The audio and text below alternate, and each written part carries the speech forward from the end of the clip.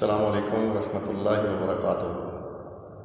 सामईन व नाज़रीन मोहतरम, जैसा कि आपके इल्म में है कि माह शअबानुल मुअज़्ज़म अपने इख्तिताम की तरफ जा रहा है, तो अल्हम्दुलिल्लाह इसके बाद माह सयाम की आमद है।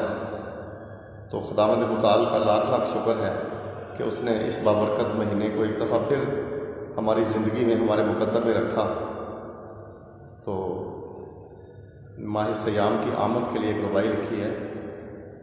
तो लिखा है कि फिर मुक़द्दर में माह सयाम आ गया, फिर मुक़द्दर में माह सयाम आ गया, रहमतों बख्शिशों का पैगाम आ गया, पर्दाए शब ज़ुल्मत चाक हुआ, रमज़ान मिसले माह तमाम आ गया।